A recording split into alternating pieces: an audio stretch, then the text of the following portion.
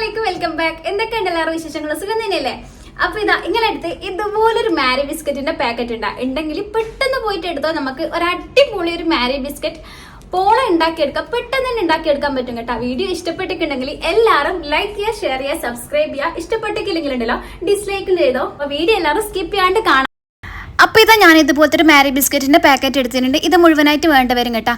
പിന്നെ നിങ്ങൾക്ക് ഇതിന് പകരം ആരാരോട്ടോ എന്ത് വേണമെങ്കിലും എടുക്കട്ടെ. എന്നിട്ട് ഒരു മിക്സീൻ്റെ ജാർ എടുക്കാം. എന്നിട്ട് ഒരു മിക്സീൻ്റെ ജാർ എടുത്തിട്ട് അതിലേക്ക് ഇതാ മുഴുവനായിട്ട് പൊട്ടിച്ച് ഇട്ട് കൊടുക്കുന്നുണ്ട്. മുഴുവനായിട്ട് തന്നെ ചേർക്കട്ടെ. എന്നിട്ട് ഒരു അര കപ്പ് പാലും കൂടി ഇതിലേക്ക് ചേർത്ത് കൊടുക്കുക. എന്നിട്ട് ഒരു 10 മിനിറ്റ് വരെ നമുക്ക് വെയിറ്റ് ചെയ്യട്ടെ. ഇതിൽ ബിസ്ക്കറ്റും അതുപോലെ തന്നെ പാലൊക്കെ നല്ലപോലെ കുതിർന്ന് വരട്ടെ. അല്ലാണ്ടും നിങ്ങൾക്ക് ബിസ്ക്കറ്റ് പൊടിച്ചിട്ടും പാലിലേക്ക് ചേർത്ത് കൊടുക്കുക. പക്ഷേങ്കിൽ ഇങ്ങനെയായിരിക്കും കുറച്ചും കൂടി ഈസി ആയിട്ടുണ്ടാവുക. അപ്പോൾ ഇതാ ഒരു 10 മിനിറ്റ് കഴിഞ്ഞിട്ട് ഞാൻ തുറന്ന് നോക്കുമ്പോൾ നല്ലപോലെ ബിസ്ക്കറ്റ് പൊതിർന്ന് വന്നിട്ടുണ്ട് കേട്ടോ. ഇനിയിപ്പോൾ അതിലേക്ക് ഞാനിതാ ഒരു 2 ബ്രെഡിൻ്റെ പീസാണ് ചേർത്ത് കൊടുക്കുന്നത്. ഇതിൻ്റെ സൈഡൊക്കെ കട്ട് ചെയ്തിട്ടാണ് ചേർത്ത് കൊടുക്കുന്നത്. അതും കൂടി ഇതിലേക്ക് നമുക്ക് കട്ട് ചെയ്തിട്ട് ഇട്ട് കൊടുക്കാം. ബ്രെഡിൻ്റെ അളവൊക്കെ നിങ്ങൾക്ക് വേണമെങ്കിൽ നോക്കിയിട്ട് ചേർക്കാം. കുറച്ചും കൂടി ടൈറ്റ് വേണമെങ്കിൽ അങ്ങനെയൊക്കെ ചേർക്കാം കേട്ടോ. പിന്നെ അതിലേക്ക് ഞാൻ ഒരു അര കപ്പ് പഞ്ചസാര ചേർത്ത് കൊടുക്കുക. പഞ്ചസാരയും നിങ്ങളുടെ അളവിനനുസരിച്ച് ചേർക്കാം. ഈ ഒരു സമയത്തുണ്ടല്ലോ നിങ്ങൾക്ക് വാനില എസൻസ് വേണമെങ്കിൽ ചേർത്ത് കൊടുക്കട്ടെ. പക്ഷേ ഞാൻ ചേർക്കുന്നില്ല. എനിക്ക് ആ ബിസ്ക്കറ്റിൻ്റെ ഈ ഒരു സ്മെല്ലെല്ലാം ഭയങ്കര ഇഷ്ടമായതുകൊണ്ട് തന്നെ വാനില എസൻസ് ചേർക്കുന്നില്ല കേട്ടോ. എന്നിട്ട് നല്ലപോലെ അടച്ചിട്ട് നമുക്ക് മിക്സിയിലിട്ട് നല്ലപോലെ ഒന്ന് ബ്ലെൻഡ് ചെയ്തിട്ട് എടുക്കുക. ബ്ലെൻഡ് ചെയ്തിട്ട് എടുക്കുമ്പോൾ ഈ ഒരു രീതിക്കാണ് വേണ്ടത്. നമ്മൾ ബ്രെഡിൻ്റെ പീസൊക്കെ അതിൽ തന്നെ കിടക്കണം. ജസ്റ്റ് ഒന്ന് ബ്ലെൻഡ് ചെയ്തിട്ട് എടുത്താൽ മതി. ഇനിയിപ്പം ഭയങ്കരമായിട്ട് ലൂസായി പോയിട്ടുണ്ടെങ്കിലുണ്ടല്ലോ നിങ്ങൾക്ക് ബിസ്ക്കറ്റോ ബ്രെഡോ എന്ത് വേണമെങ്കിലും ചേർക്കാം കേട്ടോ. ഇനി ഞാനിതാ ഒരു പാത്രം എടുത്തിട്ട് അതിലേക്ക് ഒരു 4 കോഴിമുട്ട പൊട്ടിച്ചൊഴിച്ച് കൊടുത്തിട്ടുണ്ട്. അതിലേക്ക് ഇതാ ഒരു നുള്ള് ഉപ്പും കൂടി ചേർത്ത് കൊടുക്കുക. എന്നിട്ട് നല്ല പോലെ ഒന്ന് ബീറ്റ് ചെയ്തിട്ട് എടുക്കുക കേട്ടോ. നിങ്ങൾക്ക് ഈ 4 കോഴിമുട്ടയും ഉപ്പൊക്കെ ഉണ്ടല്ലോ നമ്മൾ ആദ്യത്തെ മിക്സിയുടെ ജാറുണ്ടല്ലോ അതിലേക്ക് തന്നെ ചേർത്ത് കൊടുക്കട്ടെ. എന്നിട്ട് മുഴുവനായിട്ടും അങ്ങനെ തന്നെ മിക്സ് ചെയ്തിട്ട് എടുക്കുക. ഞാൻ വെറുതെ നിങ്ങൾക്ക് കാണിച്ചു തരാൻ വേണ്ടിയിട്ട് ഇങ്ങനെ ചെയ്യുന്നതെന്ന് മാത്രം. അപ്പോൾ ഇതാ മുട്ട നല്ല പോലെ ഞാനൊന്ന് ബീറ്റ് ചെയ്തിട്ട് എടുക്കുന്നുണ്ട്. ഇനി അതിലേക്ക് ഞാനിതാ ഒരു 2 ടേബിൾ സ്പൂൺ കസ്റ്റാർഡ് പൗഡർ ചേർത്ത് കൊടുക്കുന്നുണ്ട് കേട്ടോ. Correct 2 table spoon custard powder ചേർത്ത് കൊടുക്കുന്നത്. നിങ്ങൾക്ക് ഇതിന് പകരമായിട്ട് ഒരു 2-3 ടേബിൾ സ്പൂണും മൈദ ചേർത്ത് കൊടുക്കുക. എൻ്റെ അടുത്തിപ്പോൾ മൈദ ഇല്ലാത്തതുകൊണ്ട് മാത്രം ഞാൻ കസ്റ്റാർഡ് പൗഡർ ചേർത്ത് കൊടുക്കുന്നത് മാത്രം.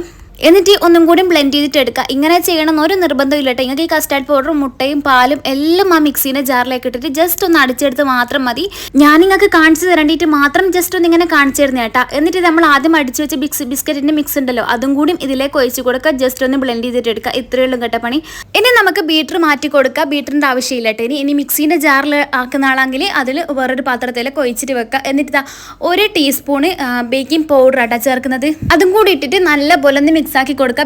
ബേക്കിംഗ് പൗഡർ ലാസ്റ്റ് ഇട്ടാൽ മതി കേട്ടോ. ഏറ്റവും ലാസ്റ്റ് ഇട്ടാൽ മതി. ഫസ്റ്റ് ഒന്നും ഇടേണ്ട ആവശ്യമില്ല. നമ്മൾ എപ്പോഴാണോ പാത്രത്തിലേക്ക് ഒഴിക്കുന്നത് അതിനെ ജസ്റ്റ് മുന്നേ ഇട്ടാൽ മതി. എന്നിട്ട് നമുക്കുണ്ടല്ലോ ഒരു പോളപ്പാത്രമോ എന്തെങ്കിലും എടുക്കും, സോസ് പാനോ എന്ത് വേണമെങ്കിലും എടുക്കുക. എന്നിട്ട് അതിലേക്ക് കുറച്ച് നെയ്യ് തടവി കൊടുത്തിട്ടുണ്ട്. എന്നിട്ട് നമുക്ക് അതിലേക്ക് ഒഴിച്ച് കൊടുക്കട്ടോ. ഇത്രയുള്ളൂ നമുക്ക് ഇതിൻ്റെ പണി. ഇനിയിപ്പോൾ നമുക്കിത് കുക്ക് ചെയ്തിട്ട് എടുക്കാൻ വേണ്ടത്. ഇത് നേരെ ഒരു ഗ്യാസിലേക്ക് മാറ്റുക. എന്നിട്ട് ഒറ്റ ലോ ഫ്ലെയിമിലിട്ടിട്ട് കുക്ക് ചെയ്തിട്ട് എടുക്കുക കേട്ടോ. നിങ്ങൾക്ക് ഇതിൻ്റെ താഴെ വേണമെങ്കിൽ ഒരു ഫ്രൈ പാനോ എന്തെങ്കിലും വെക്കുക പഴയത്. ഞാനിപ്പോൾ ഫസ്റ്റ് വെക്കുന്നില്ല, കുറച്ച് അങ്ങോട്ടെത്തുമ്പോൾ വെക്കും കേട്ടോ. ഒരു പകുതി ടൈമൊക്കെ ആകുമ്പം വെക്കും. ഒരു 10-25 മിനിറ്റ് വരെ വെയിറ്റ് ചെയ്യണം കേട്ടോ. പിന്നെ ഇതാ നമുക്ക് ഈ ഒരു മൂടിക്കൊരു ഹോൾസ് ഉണ്ടാവുമല്ലോ അതൊരു പേപ്പറോ എന്തെങ്കിലും വെച്ചിട്ട് അടച്ചു കൊടുക്കാം. എന്നിട്ട് ഒരു 10-25 മിനിറ്റ് വരെ വെയിറ്റ് ചെയ്യാൻ കേട്ടോ. ഇനിയിപ്പോൾ ഞാനിതാ ഒരു പഴയ ഫ്രൈ പാൻ എടുത്തിട്ടുണ്ട്. അതിൻ്റെ മേലേക്ക് എടുത്ത് വെച്ച് കൊടുക്കുന്നുണ്ട് കേട്ടോ. നമ്മളെ പോളപാത്രം അതുപോലെ തന്നെ ലോ ഫ്ലെയിമിലിട്ടിട്ട് കുക്ക് ചെയ്തിട്ട് എടുക്കുന്നത്. ഒരു 25 മിനിറ്റ് കറക്റ്റ് ആയപ്പോൾ ഞാൻ തുറന്ന് നോക്കുമ്പോൾ ഇതാ ഇതുപോലെ കേട്ടോ. ഇതിൻ്റെ മുകൾ വശം ഉള്ളത് കറക്റ്റായിട്ട് മൊത്തമായിട്ട് വെന്ത് വന്നതിന്. നിങ്ങൾക്ക് ഇനിയിപ്പോൾ മുകൾ ഭാഗം വെന്തിനില്ലാന്നുണ്ടെങ്കിൽ ഒരു വേറൊരു ഫ്രൈ പാനിലേക്ക് ഇട്ടിട്ട് ജസ്റ്റ് അങ്ങേപ്പുറം ഇങ്ങേപ്പുറം തിരിച്ച് മറിച്ചിട്ടാൽ നിങ്ങൾക്ക് കറക്റ്റായിട്ട് കുക്കായി കിട്ടും. അപ്പോൾ അടിയൊക്കെ നല്ലപോലെ കുക്കായി വന്നതിന് ഒട്ടിപ്പിടിക്കുന്നൊന്നുമില്ല. ഇനിയിപ്പോൾ നമുക്ക് വേറെ പാത്രത്തിലേക്ക് മാറ്റാം കേട്ടോ.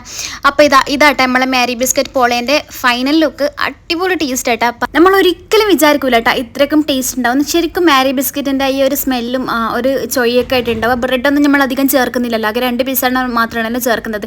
ഇനി ഇപ്പോൾ അഥവാ നിങ്ങൾക്ക് ബ്രെഡ് കുറച്ചും കൂടി വേണമെന്നൊക്കെ തോന്നുന്നുണ്ടെങ്കിൽ ചേർക്കുക. അല്ലാത്ത പക്ഷം ചേർക്കേണ്ട ആവശ്യമില്ല കേട്ടോ. നമുക്ക് ശരിക്കും മാരി ബിസ്ക്കറ്റിൻ്റെ ഒരു ടേസ്റ്റ് ഉണ്ടാവുക ഇതിന്. അതുപോലെ തന്നെ കസ്റ്റാർഡ് പൗഡർ ചേർക്കണമെന്നില്ല. അതിന് പകരം മൈദ ചേർത്താലും മതി. ഇനിയിപ്പോൾ നമുക്ക് നല്ലപോലെ ചൂടാറിക്കഴിഞ്ഞാൽ ജസ്റ്റ് ഒന്ന് കട്ട് ചെയ്തിട്ട് നമുക്കിത് കഴിക്കാം കേട്ടോ. അത്രയേ ഉള്ളൂ. ഇത് ചൂട് ആറിയതിന് ശേഷം കേട്ടോ നല്ല ടേസ്റ്റ് ഉണ്ടാവാം. ചൂടാലെ കഴിക്കുന്നതിനെക്കാളും ടേസ്റ്റ് നല്ലപോലെ ചൂടൊക്കെ ആറിയിട്ട് കഴിക്കാനാണ് നല്ല ടേസ്റ്റ് ഉണ്ടാവാം. ഞാൻ കുറച്ച് ടൈം ചൂടാറാൻ വേണ്ടിയിട്ട് വെയിറ്റ് ചെയ്തിന് കേട്ടോ. എന്നിട്ടാണ് കട്ട് ചെയ്തിട്ട് എടുക്കുന്നത്. നിങ്ങൾക്ക് വേണമെങ്കിൽ ഇതിൽ കുറച്ച് കളറൊക്കെ ചേർക്കാം കേട്ടോ. നമുക്ക് ശരിക്കും ബിസ്ക്കറ്റിൻ്റെ ഒരു കളർ തന്നെയാണ് ടേസ്റ്റ് ഉണ്ടാവാം.